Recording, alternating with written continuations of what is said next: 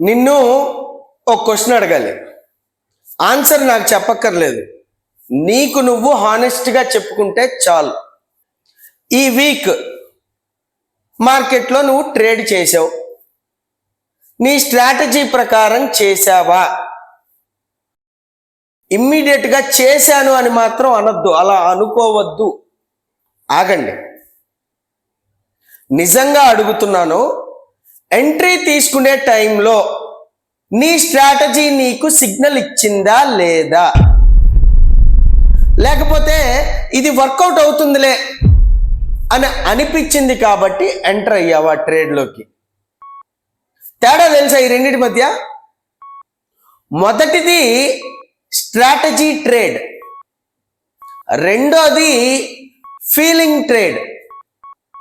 రెండు ఒకే రకంగా కనిపిస్తాయి, వాటి అవుట్కమ్ మాత్రం కంప్లీట్గా డిఫరెంట్గా ఉంటుంది. ఈ వీక్ నువ్వు ఏది చేసావు? స్ట్రాటజీ ట్రేడా, ఫీలింగ్ ట్రేడా? కనిపించింది చేసావా లేకపోతే అనిపించింది చేసావా? సరే, ఇప్పుడు నేను నీకు కంఫర్ట్ లేకుండా చేయబోతున్నా, చేసేస్తా. రెడీగా ఉంటే కంటిన్యూ చేయండి, రెడీగా లేకపోతే అయినా కూడా కంటిన్యూ చేయండి. ఎందుకంటే అన్కంఫర్టబుల్ ఫీల్ అవుతున్నావు అంటే ఇది నీ గురించే మాట్లాడుతున్నది కనుక. నీ దగ్గర స్ట్రాటజీ ఉంది అని అనుకుంటున్నావు, ఓకే, నిజంగా ఉందా? నేను స్ట్రాటజీ అంటే అదేదో ఒక పీడిఎఫ్ కాదు, లేకపోతే మన యూట్యూబ్ నుండి కాపీ చేసుకున్న రూల్స్ కాదు. నీ స్ట్రాటజీలో ఉండాల్సినవి ఎంట్రీ కండిషన్ ఎగ్జాక్ట్గా డిఫైన్ అయ్యి ఉందా లేదా? ఎగ్జిట్ కండిషన్ ప్రాఫిట్లో లాస్లో రెండు క్లియర్గా డిఫైన్ అయ్యి ఉందా లేదా? పొజిషన్ సైజ్ ప్రతి ట్రేడ్కి ఎగ్జాక్ట్గా క్యాలిక్యులేట్ చేస్తున్నావా లేదా? రిస్క్ పర్ ట్రేడ్ పర్సంటేజ్లో ఫిక్స్డ్గా ఉందా లేదా? ఈ 4 రిటర్న్గా ఉన్నాయా లేవా నీ స్ట్రాటజీలో? రిటర్న్గా లేవు అంటే మాత్రం అది స్ట్రాటజీ కాదు, అది ఒక habit. Habit and strategy profit మార్కెట్లో ఒకే విధంగా పనిచేస్తాయి. మరి డిఫికల్ట్ మార్కెట్ లైక్ కన్సాలిడేషన్ మార్కెట్స్లో, రేంజ్ షిఫ్ట్స్ మార్కెట్స్లో హ్యాబిట్ నిన్ను డిస్ట్రాయ్ చేసేస్తుంది, స్ట్రాటజీ మాత్రమే సర్వైవ్ అయ్యేలా చేస్తుంది. ఇప్పుడు హానెస్ట్గా చెప్పండి, నీ దగ్గర స్ట్రాటజీ ఉందా లేకపోతే హ్యాబిట్ ఉందా? కామెంట్స్లో చెప్పండి. సెకండ్ వన్, నీ స్ట్రాటజీని లాస్ట్గా ఎప్పుడు టెస్ట్ చేశావు? టెస్ట్ అంటే బ్యాక్ టెస్టింగ్ కాదు, ఒకే ఒక క్వశ్చన్, నీ స్ట్రాటజీ ఎప్పుడు డిజైన్ చేసుకున్నావు? 2025లోనా, 24, 20, 19, 15, 13? ఎప్పుడు? ఆ టైంలో మార్కెట్ ఎలా ఉంది? ట్రెండింగ్గా ఉందా? ర్యాలీ మీద ర్యాలీ ఇస్తోందా? బై చేసిన ప్రతి ఒక్క ట్రేడు ప్రాఫిట్ ఇచ్చిందా? ఇప్పుడు మార్కెట్ ఎలా ఉంది? మార్కెట్ కన్సాలిడేషన్లో ఉన్నప్పుడు నీ స్ట్రాటజీ ఎలా ఉంటుంది, ఎలా ఉంది? ఫేక్ బ్రేక్అవుట్స్ వస్తున్నాయా? రెండు వైపులా ట్రాపులు పడుతున్నాయా? నువ్వు వాడుతున్న అదే స్ట్రాటజీ డిఫరెంట్ మార్కెట్ కండిషన్స్లో వర్క్ అవుతుందా లేదా? ఎగ్జాంపుల్, 2023లో మంచి విన్నింగ్ ఫామ్లో ఉన్న ఒక క్రికెటర్ 2025లో కూడా సేమ్ స్టైల్తో ఆడుతున్నాడు, గుడ్. కానీ పిచ్లు మారాయి, బౌలర్స్ మారారు, కానీ వాడు మాత్రం మారలేదు, అంతే ఉన్నాడు, అవుట్ అవుతున్నాడు రెగ్యులర్గా. కోచ్ అడుగుతున్నాడు, నీ గేమ్ని అడ్జస్ట్ చేసుకుంటావా అని. ప్లేయర్ ఏమంటున్నాడు, నా టెక్నిక్ పర్ఫెక్ట్గానే ఉంది, పిచ్చులు బాలేదు అంటున్నాడు. పిచ్చిని బ్లేమ్ చేస్తున్నాడు వాడు పిచ్చిగా. టీంలో ప్లేస్ అనేది పోతుంది, ఇంకొకరిని చూసుకుంటారు. నీ strategy last 3 months success rate ఎంత? 6 నెలల క్రితం రిజల్ట్స్తో కంపేర్ చేసావా లేదా ఒక్కసారైనా? ఆ కంపారిజన్లో రిజల్ట్స్ పర్సంటేజ్ తగ్గిందా పెరిగిందా? తగ్గింది అంటే మార్కెట్ మారింది అని అర్థం. స్ట్రాటజీ మారలేదు, పిచ్ మారింది. నువ్వు మారలేదు, నీ స్ట్రాటజీ మారలేదు. అకౌంట్లో క్యాపిటల్ ఏమవుతుంది? పోతుంది. అవునా కాదా? థర్డ్ పాయింట్, ట్రేడ్లో ఉన్నప్పుడు నువ్వు ఏం చూస్తున్నావు? చార్ట్ చూస్తున్నావా లేకపోతే MTMలో ట్రేడ్ తాలూకు ప్లస్ మైనస్లు చూస్తున్నావా? హానెస్ట్గా చెప్పాలి. ట్రేడ్లో ఎంటర్ అయిన తర్వాత ప్రతి 2 minutesకి MTMని రీఫ్రెష్ చేస్తున్నావా? 5,000 ప్రాఫిట్ వచ్చింది, ఎగ్జిట్ అవుదాము అని అనిపిస్తోందా? 5,000 మైనస్లో రన్ అవుతోంది, హోల్డ్ చేద్దాం రికవర్ అవుతుంది అని అనిపిస్తోందా? ఇవి నీ స్ట్రాటజీ రూల్స్ అనుకుంటున్నావా లేకపోతే ఇవే నీ స్ట్రాటజీ రూల్సా? నేను అంటాను కాదు అని. ఇవి నీ రన్నింగ్ పొజిషన్ తాలూకు MTM నీకు ఇచ్చే ఇన్స్ట్రక్షన్స్. నువ్వు స్ట్రాటజీని ట్రేడ్ చేయట్లేదు, ప్రాఫిట్ అండ్ లాస్ని ట్రేడ్ చేస్తున్నావు. స్ట్రాటజీ అంటే ఎంట్రీ నుండి ఎగ్జిట్ వరకు P&L చూడకుండా రూల్స్ ఫాలో అవ్వడం. మరి నువ్వు అవుతున్నావా లేదా? లాస్ట్ వీక్లో నీ ట్రేడ్స్లో స్ట్రాటజీ రూల్స్ అనేవి ఫాలో అయ్యావా అవ్వలేదా? నీ P&L చూసి నువ్వు డెసిషన్స్ తీసుకున్నావా? హానెస్ట్ ఆన్సర్స్ అనేవి అన్కంఫర్టబుల్గానే ఉంటాయి. అందుకే చాలా మంది సెల్ఫ్ క్వశ్చనింగ్ అనేది చేసుకోరు. ఫోర్త్ వన్, నీ స్ట్రాటజీలో ఎన్ని ట్రేడ్స్ శాంపిల్ సైజ్ తీసుకున్నావు? ఒక 5 ట్రేడ్లు చేసావా? 5 ట్రేడ్స్లో 3 ప్రాఫిటబుల్ వచ్చాయనుకోండి, స్ట్రాటజీ వర్క్ అవుతుంది అని అనుకుంటున్నావా?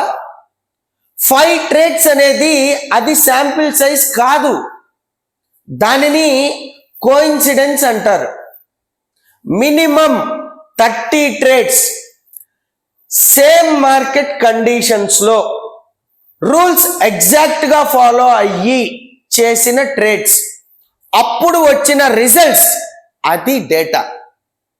నీ స్ట్రాటజీకి 30 ట్రేడ్స్ డేటా ఉందా లేదా? రిటర్న్గా నీ స్ట్రాటజీ విన్ రేట్ తెలుసా తెలీదా? Average win plus average loss ratio తెలుసా తెలీదా? మ్యాక్సిమం కాన్సిక్యూటివ్ లాసెస్ ఎన్ని వస్తాయో తెలుసా తెలీదా? తెలీదు అంటే మాత్రం నువ్వు స్ట్రాటజీని ట్రేడ్ చెయ్యట్లేదు. హోప్తో మాత్రమే నువ్వు మార్కెట్లో ట్రేడ్స్ చేస్తున్నావు. హోప్కి ఒక మంత్లీ ఫీజ్ అనేది ఉంటుంది, నీ ట్రేడ్ అకౌంట్ నుంచి ఆటోమేటిక్గా డిడక్ట్ అయిపోతుంది. నీకేం సపరేట్గా బిల్లు నోటిఫికేషన్లు రావు, క్వైట్గా తీసుకెళ్ళిపోతుంది. ఇప్పుడు ఆన్సర్ చెప్పండి. నీ స్ట్రాటజీకి 30 ట్రేడ్స్ డేటా ఉందా లేదా? నెక్స్ట్ వన్, నీకు చివరిగా వచ్చిన బిగ్గెస్ట్ లాస్, ఆ ట్రేడ్ గుర్తుందా? గుర్తుంటే ఉంటుందిలే, లాస్ కదా. ఆ ట్రేడ్లో నీ స్ట్రాటజీ సిగ్నల్ ఇచ్చింది, నువ్వు ఎంట్రీ తీసుకున్నావు, లాస్ వచ్చింది. ఆ రాత్రి నువ్వు ఏం చేసావు? తినేసి పడుకున్నావా? సినిమా చూసావా? లేకపోతే చాట్ ఓపెన్ చేసి చూసావా? ఒకవేళ చూస్తే ఏం వెతికావు? సిగ్నల్ రాంగ్గా ఉంది అయినా ఎంట్రీ తీసుకున్నాను అని వెతికావా? లేకపోతే సిగ్నల్ కరెక్ట్గానే ఉంది, మార్కెటే తప్పు అని ప్రూవ్ చేయడానికి వెతికావా? రెండు డిఫరెంట్ డైరెక్షన్స్. మొదటిది లెర్నింగ్, రెండోది డిఫెన్స్. లెర్నింగ్ నిన్ను ఇంప్రూవ్ చేస్తుంది, డిఫెన్స్ నిన్ను సేమ్ ప్లేస్లోనే ఉంచుతుంది, ఎక్కడున్నావో అక్కడే ఉంచుతుంది. హానెస్ట్గా చెప్పండి, ఆ రాత్రి మీరేం చేశారు? నేర్చుకున్నారా, డిఫెండ్ చేశారా? అసలు సిస్టమే ఓపెన్ చేయలేదా? కామెంట్లో ఖచ్చితంగా చెప్పండి, నేర్చుకున్నారా, డిఫెండ్ చేశారా అని. తర్వాత నీ లాస్ట్ 10 ట్రేడ్స్ ఓపెన్ చేసి చూడు, ఎన్ని స్ట్రాటజీ ట్రేడ్స్ ఉన్నాయి, ఎన్ని ఫీలింగ్ ట్రేడ్స్ ఉన్నాయి. కామెంట్స్లో నెంబర్ రాయండి, అక్కడి నుంచే ఇంప్రూవ్మెంట్ మొదలవుతుంది మీది. నెక్స్ట్ వన్, నీ స్ట్రాటజీని ఎంత కాలం నుండి యూజ్ చేస్తున్నావు? 6 నెలలు, సంవత్సరం, 2 సంవత్సరాలు, ఆ పీరియడ్ నుండి ఈ రోజు వరకు మార్కెట్స్ ఎన్ని టైమ్స్ చేంజ్ అయ్యింది? బుల్ మార్కెట్ వచ్చింది, బేర్ మార్కెట్ వచ్చింది, హై వాలటైల్ మార్కెట్ కూడా వచ్చింది, లో వాల్యూమ్ ఉన్న డేస్ కూడా ఉన్నాయి. నీ స్ట్రాటజీ అన్నిట్లో, అన్ని మార్కెట్ కండిషన్స్లో ఒకే విధంగా వర్క్ చేసిందా, చేయలేదా? లేదు, వర్క్ చేయలేదు అంటే నీ స్ట్రాటజీలో మార్కెట్ కండిషన్ ఫిల్టర్ ఉందా లేదా? ఈ కండిషన్లో మాత్రమే ట్రేడ్ చెయ్యాలి, ఈ కండిషన్లో ట్రేడ్ చెయ్యకూడదు, ఆ ఫిల్టర్ రిటర్న్ గా రాసుందా లేదా?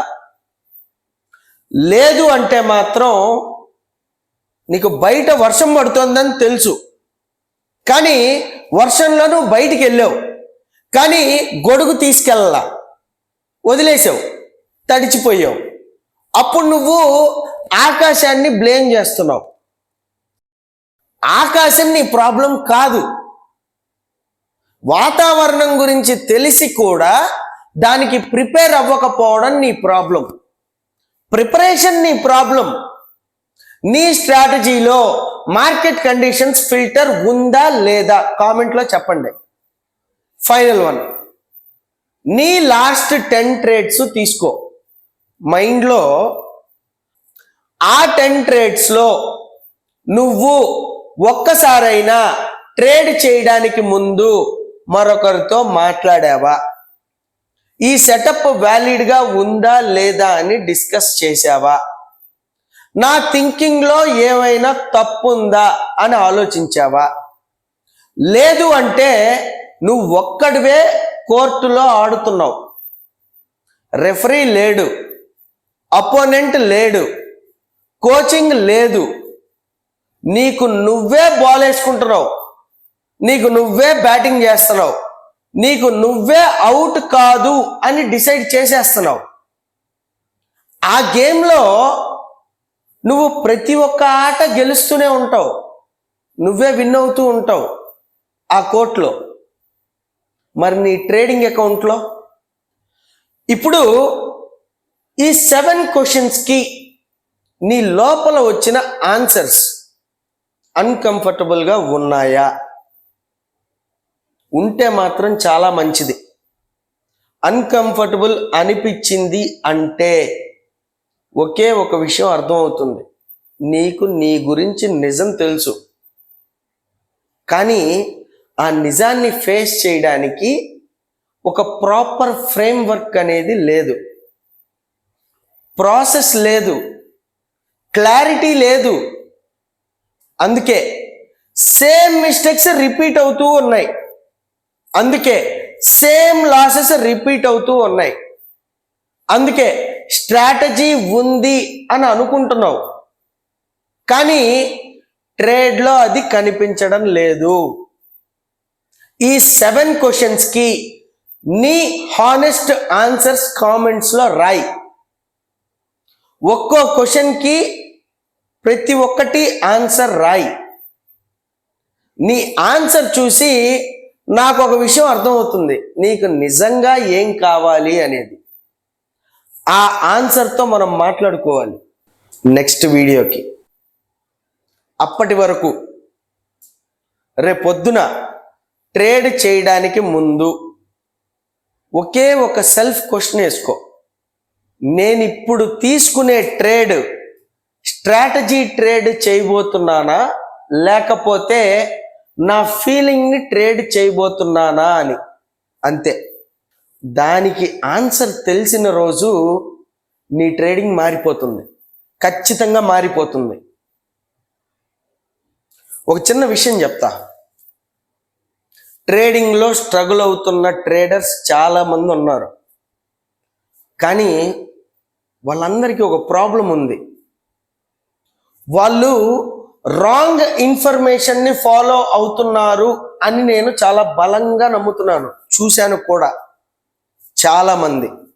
ఈ వీడియో నీకు ఉపయోగపడింది అని అనిపిస్తే దాన్ని నువ్వు చూసి వదిలేయడం కాకుండా షేర్ చేయండి. ఎందుకంటే స్ట్రగుల్ అవుతున్న ఇంకో ట్రేడర్కి ఇది అవసరం ఉండొచ్చు.